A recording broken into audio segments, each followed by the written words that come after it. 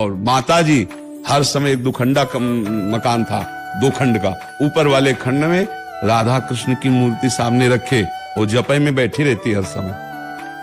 तब प्रेमानंद जन्मा उनके घर में। 4 बजे तड़के उठो, भगवान का नाम स्मरण करो, जल पियो, शौच जाओ, स्नान करो, 2 किलोमीटर दौड़ो, 10-15 मिनट दंड बैठक मारो। अभी देखो शरीर चमकने लगे, अभी पवित्र भोजन पाओ। आखिर कौन है ये शख्स जिनकी ख्याति पूरे विश्व में तेजी से फैल रही है? 3 ऐसे कारण बताऊंगा, आप भी इनके फैन हो जाओगे। नंबर 1, इनके दर्शन के लिए हिंदू, मुस्लिम, सिख, ईसाई, जैन सभी धर्मों के लोग पहुंचते हैं और ये सभी धर्मों के प्रति आस्था भी रखते हैं। मैंने अपने जीवन में पहली बार ऐसे संत को देखा है जो लोगों से यह नहीं बोलते कि आप मेरे भगवान या धर्म में विश्वास रखो, बल्कि इनका कहना है कि आप अपने ही भगवान में विश्वास रखो, लेकिन अच्छे इंसान बनो। नंबर 2, मैं तब आश्चर्यचकित रह गया जब इनके पास एक छोटी बच्ची प्रेत बाधा की समस्या को लेकर आई। तब इन्होंने कहा ऐसा कुछ भी नहीं होता है और हंसने लगे। कहा जो लोग ईश्वर में विश्वास रखते हैं उन्हें ऐसी चीजें कभी परेशान नहीं कर सकती, जबकि इनकी जगह अगर कोई और बाबा होता तो आपको पता ही है क्या क्या नाटक ढोंग होते। नंबर 3, इनके पास एक लेडीज गई जिन्होंने कहा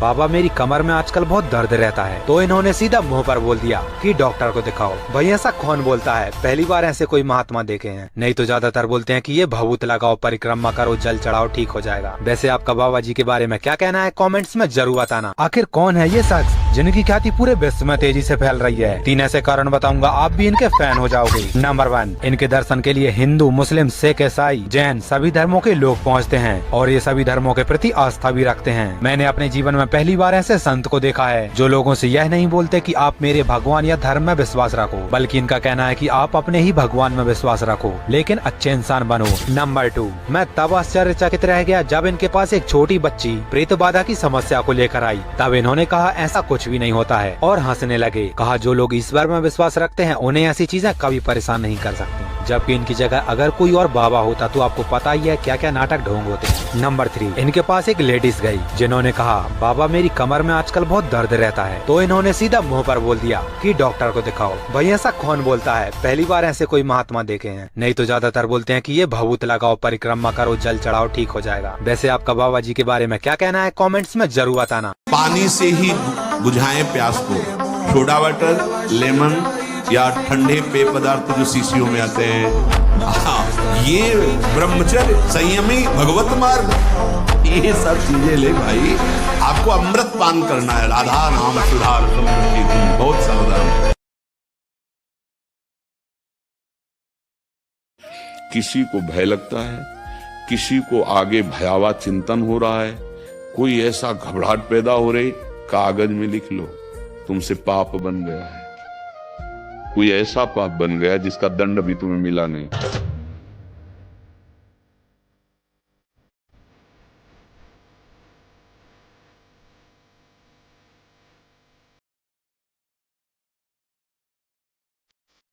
आजकल सबके पास मोबाइल है, गंदी गंदी बातें देखते हैं, गंदे गंदे विचार आते हैं, गंदी गंदी क्रियाएं करते हैं, इसीलिए पतित होते चले जा रहे हैं। चाहे बच्चा हो, चाहे बच्ची हो, चाहे बूढ़ा हो, चाहे जवान हो, हर जीव जीना चाहता है यार। आप देखो ना, किसी भी जीव को देखो, हर जीव बचना चाहे। एक चींटी को भी पीछे ऐसे अंगुली लगाओ, वो भागेगी जितनी उसमें जान है, वो जीना चाहती है यार। मुर्गा हो, बकरा हो, गाय हो, भैंस हो, सुअर हो, क्यों खाते हो यार? क्या उनके बिना हमारा जीवन नहीं चल पाएगा क्या?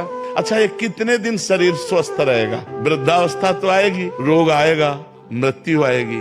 तो अच्छे कर्म करो, दूसरे जीवों को सुख पहुंचाओ, भगवान का नाम जप करो जिससे तुम्हारा मंगल हो। अगर मन के विरुद्ध नहीं चलोगे तो तुमसे गंदे काम ही करवाता रहेगा, गंदी सोच सोचवाता रहेगा, और फिर एक दिन ये आपके प्रति गलत सोचवा देगा।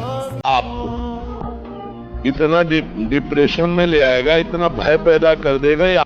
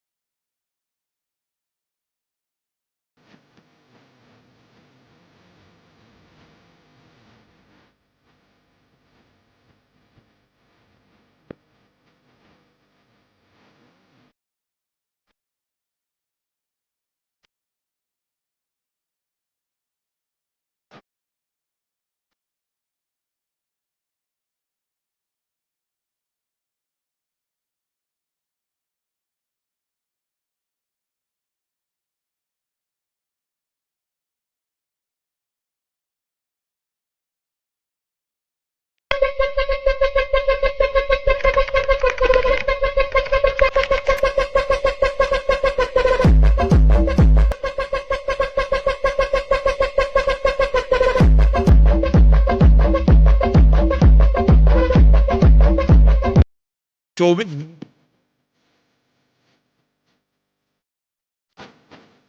बीज